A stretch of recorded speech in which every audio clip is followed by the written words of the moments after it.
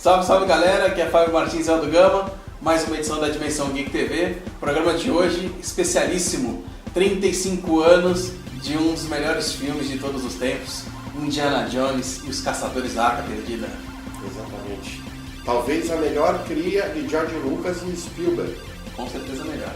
Falta a vinheta.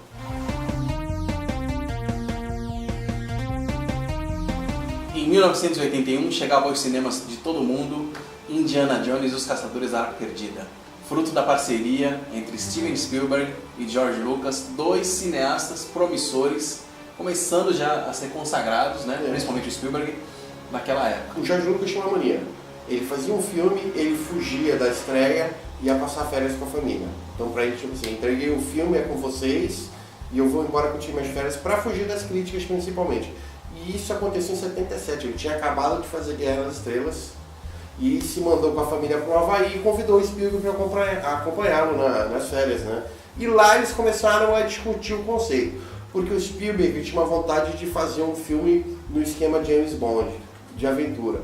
Aí o Lucas falou, puta, e se a gente fizesse num esquema tipo anos 30, aventura como os antigos seriados? A sequência de abertura do segundo filme, né, o comecinho é uma abertura do James Bond. Ele nasce como Indiana Smith, posteriormente o Spielberg convence o Lucas que Smith não ia funcionar e eles usam Jones. Mas é Indiana por causa que era o nome da cadela da mulher do Lucas, da Márcia, né, naquele momento. Que tinha um cachorro que era isso Indiana. também é homenageado no terceiro filme, e quando ele vai revelar porque que o nome dele não é Henry Jones Jr., né, ele fala que é por causa do nome do cachorro dele, do personagem. Né? O filme é uma matinê, né, dos anos 30. O Indiana Jones é um arqueólogo, né, professor universitário, e vai caçar tesouro. Você que joga videogame hoje conhece o Nathan Drake, né, na série Uncharted, é aquilo só que nos anos 30. Sim, exatamente.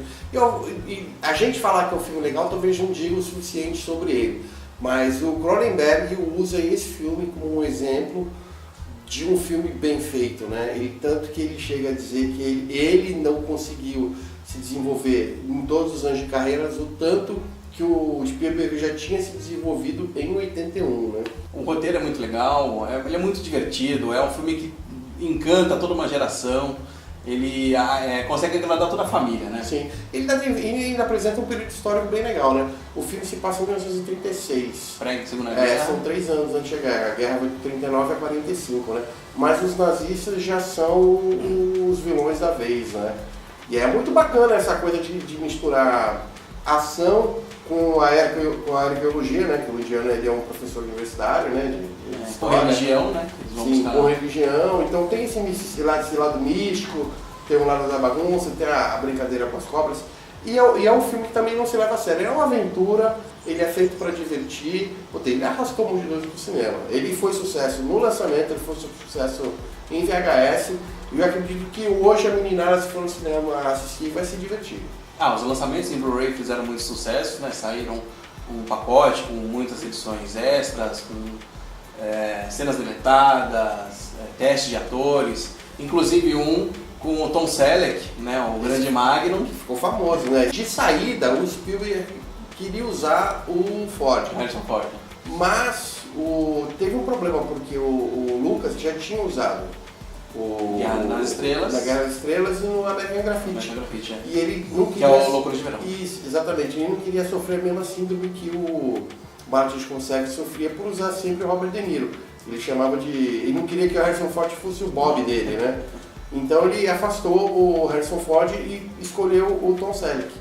Só que o Tom Selleck já tinha assinado para fazer... O Detetive Havaiano. Magnum. Uma sériezinha, ó, merda. Foi sucesso aqui no Brasil também, não vamos esculhambar o Magnum. Magnum Detetive Particular, tinha o Higgins lá e tal. Na sequência, vieram os nomes mais improváveis foram cogitados para ver. Steve Martin, né? Steve Martin, Nick Nolte, Chevy Chase, Bill Murray. Você consegue imaginar esses caras fazendo... Um chicote na mão, chapeuzinho, não. Jesus Cristo! Diante desses absurdos que estavam vendo, por sorte de destino, eles voltaram, ele conseguiu convencer o George Lucas que o Harrison Ford ia fazer um bom trabalho. E ele assumiu 3 semanas antes de começar a produção.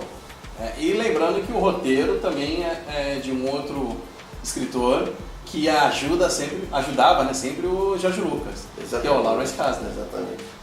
O bom é que o filme sobrevive até hoje. Sim. Né? E uma prova disso é que tem uma série atual de sucesso, que é recorde de audiência toda semana, que é o The Big Bang Theory, sempre homenageia a trilogia.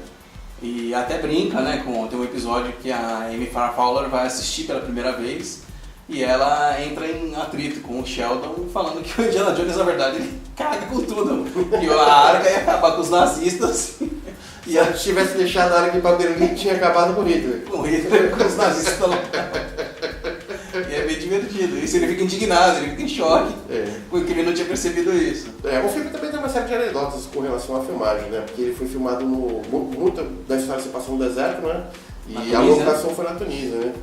E por conta da comida local que tinha sabores diferenciados, muita gente sofreu de, vamos dizer assim, intoxicação alimentar, que é um termo mais aceitável para diarreia, né?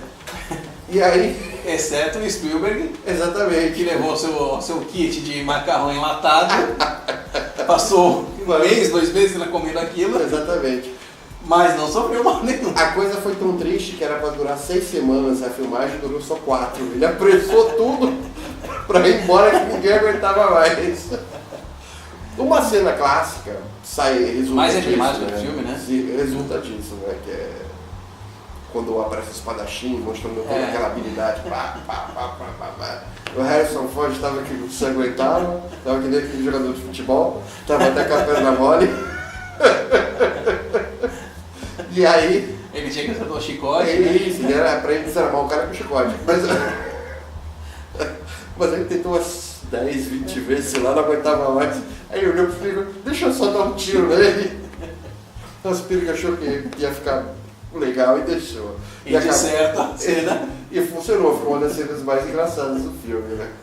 Tem momentos o macaquinho mandando um cigarro lá também, é sensacional. E algumas cenas foram dirigidas pelo Lucas, que ele cuidou da segunda unidade, né?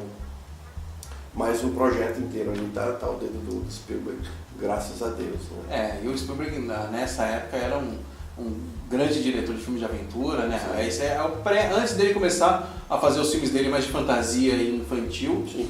Né? Veio na sequência do Tubarão, né? Do Encurralado. Então ele ainda estava nesse espírito. Aliás, enquanto ele estava filmando o Caçadores, foi quando ele começou a escrever no ET. A roteirista, que era então mulher do Harrison Ford, estava no set e os dois começaram a escrever juntos o ET. E aí é a época áurea mesmo do Spielberg, né? Aquele começo espetacular. Sim. E ele vem com esse mundo de fantasia. Uhum.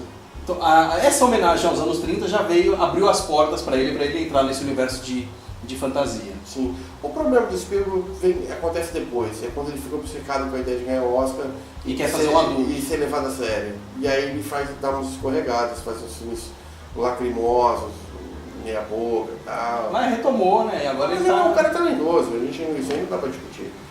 E fato é, a gente está aqui falando de Caçadores. Caçadores é uma dessas obras que vão sobreviver ao tempo. Tiveram sequências também, vamos falar delas, né? Sim, o Tempo da Perdição, né, que é o segundo. Que muita gente já satura, mas eu gosto. Eu acho bem legal. Eu adoro os 3. Eu acho bem bacana. Sim. Eu acho, talvez eu acho até na ordem. O primeiro é o melhor, o segundo é um pouquinho inferior, o terceiro é um pouquinho inferior do que o segundo. O seguinte, tem muita gente que prefere o terceiro ao segundo. Eu coloco no mesmo nível. Tirando os Caçadores da Arca Perdida, que eu acho que é o que sobressai. Sim. O segundo e o terceiro, pra mim, estão no mesmo nível. São tão bons quanto o primeiro, um pouquinho pior. Sim, mas a gente tem um problema, né? Que tem um quarto filme. Não tem. Dizem que tem um quarto filme, né? Que tem esse boato, que tem esse quarto filme. Que é um boato que surgiu quando disseram que tinham 3 filmes originais da série Guerra nas Estrelas. O episódio 1, 2 e 3 foi feito, que a gente sabe que é brincadeira, que não foi feito. Como não foi feito o 4º episódio do Indiana Jones.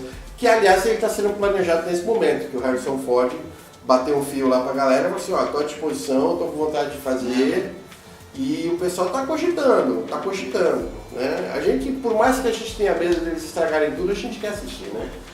E o legal é que o filme ele rendeu uma série que pouca gente assistiu, que passava domingo na Globo. É verdade. Que se chamava O Jovem Indiana Jones. Sim.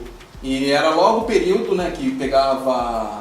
Quando ele começou a mexer com a arqueologia tal, e ele já velho contando as histórias dele nessa época. Era uma série bem legal, bem feita, não fez muito sucesso. Não, mas aqui é engraçado, era uma série que ela tinha uma intenção educacional.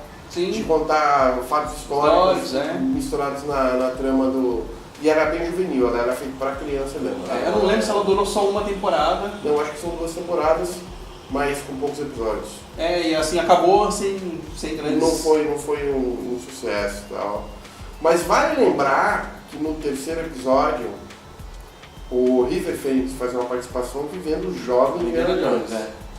E aí ele explica o lance dele estar sempre com um chapéu que nunca sai da cabeça, o lance dele com a fixação pelo chicote e o medo da cobra. Sim, aliás, essa história do chapéu é interessante. Criou esse mito, mas na verdade ele só não pega o chapéu no primeiro episódio.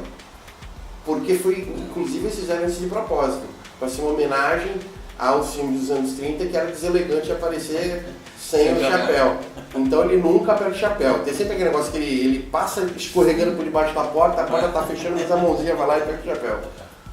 E nos episódios 2 e 3, o 4 obviamente não existiu, o chapéu se perde em algum momento. Né?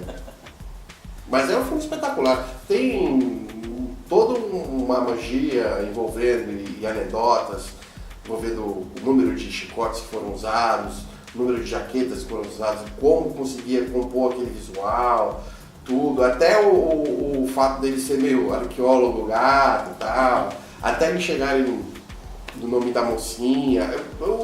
Quer dizer, tem um universo todo que foi criado em cima que mostra que é um clássico de fato. Não só geek, né? Eu acho que é um filme que agrada a todo mundo, né? É um filme para a família inteira, pipoca. Ele tem... E eu acho que é um filme que vai sobreviver ainda muito. Sim, por ele ter sido feito numa outra época, se passar nos anos 30, você pode ver em qualquer momento. É uma trama que não vai envelhecer. Eu acredito que daqui a mais de 35 anos a gente vai estar falando dele. Bom, se você não assistiu, pelo amor de Deus, corrija isso agora. Corra, compre o Blu-ray, que já saiu uma edição legal. Peça emprestado pro João Torrentino na internet, ele empresta de boa. E assista os 3 filmes dessa fantástica trilogia. Certo, Aldo? É isso aí, galera. Espero que vocês tenham gostado. Na próxima semana a gente está de volta. Sigam a gente nas redes sociais, assinem o nosso canal, deixe seu comentário. Um abraço.